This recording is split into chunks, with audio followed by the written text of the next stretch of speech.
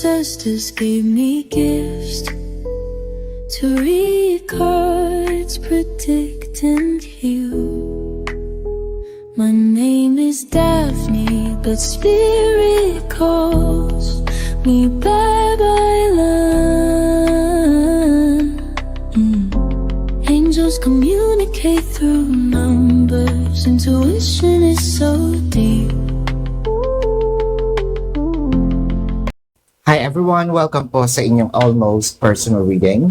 I want you to know that this is a general reading, so you may resonate po sa buong reading na ito or baka konti lamang. Take what's only yours.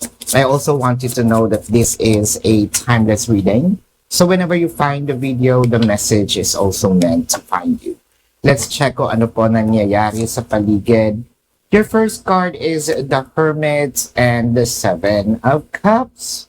So, pwede nating sabihin ngayon na habang tumatagal itong relationship mo, no, with your person, whether official kayo or baka ikaw lang may alam, na nagkakaroon ng madaming options. Options which probably it means na baka dumadami yung tao or merong mga sumisingit. What I'm trying to say, dumadami yung tao is merong mga yung sumisingit, no, doon sa relasyon nyo, whether it is sa side niya or sa side mo. Or pwede rin naman habang tumatagal yung relationship is madami kayong mga nag-iisip, which I think medyo bumabagal, no, or nagpapabagal sa inyong relationship. Let's say, ang una nyong goal is sabihin nating makapagtapos ng pag-aaral. This is just an example, no? Pero may dumating na pagkakataon na someone needs to go out of the country and work, no? So, ma-stop muna yung pag-aaral, babalik na lang. So, yung pag-alis na yon, parang na-prolong tuloy yung agony of waiting. Pwede rin naman na dumating yung time na siguro sabihin natin hindi man ito LDR na relationship, nagkaroon ng pauses, no? Pause because probably may ibang priority or probably nagkaroon talaga kayo ng hidwaan nito ni person. So, somewhat you are still in connection pero parang pahaba ng pahaba itong waiting, no? So, you might be in a place of or in a game ng waiting game. Ayan. So, parang sinasabi mo, hanggang kailan ako magiging options, hanggang kailan ako magiging second best. Ayan. With the Four of Cups, naku, parang sinasabi mo dito, nakakasawa na yung ganito, or nakakapagod naman, no, yung sabihin natin mag-antay lang na mag-antay, na hindi ko sure kung meron ba tong kalalabasan, hindi ko sure kung meron bang kinabukasan itong relationship na ito. Parang I am becoming deteriorated. Syempre, lagi ko nga ito sinasabi, di ba, ang katawan naman ng babae, para siyang may expiration date, di ba? Parang masasayang na lang ba to? Kasi di ba ang babae, meron nga mga menopausal, no?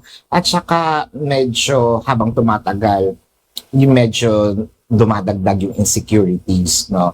Whether aminin yan or hindi. Kasi merong mga bata na pausbong, na, you know, glow up fresh, yung mga ganyan. Siyempre, parang hindi naman yung kailangan ko makipag-away o makipag-compete. It's a natural thing, di ba, minsan nga yung mga babae, kapag tinatanong, it's a no-no, tanungin ang age ng babae unless the babae, no, yung, or the lady initiated it, no, and proud of yung kanyang mga achievements, no, with all those years. Yan. Syempre, exemption yun. Pero kasi, in comparison, no, sa lalaki habang hanggat kaya, di ba? Hanggat nakakalakad, walang expiration unless may sakit, di ba? Pero yung natural process, adult naman tayong lahat. This YouTube is, hindi siya naka-restrict ito sa below 18. So, kung meron makakapanood nito na below 18, hindi ko na to kasalanan. Meron akong nilalagay na parang security din sa aking channel na it should be viewed by 18 years and above. So kapag napanood dito ng medyo bata-bata, hindi ko na kasalanan to. Kasalanan na to ng parents na nagpahiram ng phone. Dapat sila na maglagay ng security features, no, na for kids. Kasi ang aking account is not for kids. So going back, di ba kasi ang lalaki hanggat tumitigas yan, hanggat kaya niyang bumayo, di ba? Hanggat kaya ng tuhod niya, di ba? Kahit sabihin mong may tungkod pa yan, pero tumitigas pa yan, kaya pa magkaanak. Unlike sa babae, di ba? Parang may time bomb, di ba? Yung matres ng babae. So parang hanggang kailan ako mag-aantay, di ba? So, with the King of Hazards, kaya naman niya. I'm saying here there is a potential even before then na kaya niya sanang ibigay yung commitment. Pero I think that your person sort of like tried to hold it. It pwedeng against you or probably just hold it, no? I don't think that this person hold it against you. Kasi kung nakipag-connect naman siya sa'yo, bakit niya ituturing na kaaway? So probably more of holding it for the sake of waiting. So baka siya din nag-aantay ng tamang panahon. So if that is the case, parehas kayo nag-antayan. Now with the Chariot, so eto na, pabalik na. Mangyayari ba with the Knight of Wands?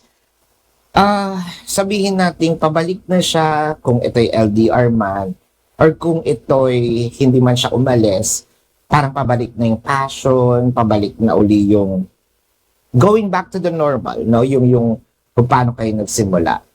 And dito siya magdedire-diretso. But then again, is it too late? The Six of Wands? O hindi pa naman. The Knight of Cups, the Death card, and the Devil card. Yun nga lang. So parang papaspasan naman niya. Parang hindi kayo dito nagkaroon ng common ground eh. Walang pace na normal yung takbo.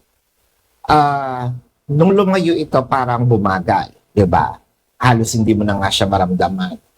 Ngayon naman, kasi parang alam din niya siguro na things are getting late, no? In your connection. Probably, it's more of them, papaspasan naman nito yung, kailangan na natin. Siguro nga, your person waited a long time. Here, you also probably waited a long time. Well, obviously, you deteriorate for waiting. Parang napakabigat na word na may deteriorate. It's more of you got exhausted of waiting. Ayan.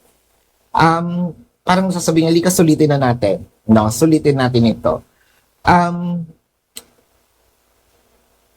Kumbaga sa yung nag-ipon, well, may point din naman, no, si person. Tapos in-enjoy niya after nung retirement, parang ganon, yung pinaghirapan niya, which is okay naman. Pero paano mabuti na lang, umabot nga kayo sa retirement, or pa-retire, or yung, I'm not saying the age, no? I'm saying it can be, pero it's more of the retirement of you giving up in the connection. Pero ayun, naman, babawi naman ito. So this is your reading. Let's check the zodiac sign of your person. This can be their sun sign or a placement in their chart. Syempre, reading mo to, lalabas din ang inyong zodiac sign. If not, placement ng iyong chart. I'm seeing Capricorn, Leo, Pisces, Scorpio, Sagittarius, Cancer, Virgo, and I'm seeing Capricorn na sabi natin. So this is your reading. Maraming salamat. Love and light. Namaste. See you po sa susunod na readings. Goodbye.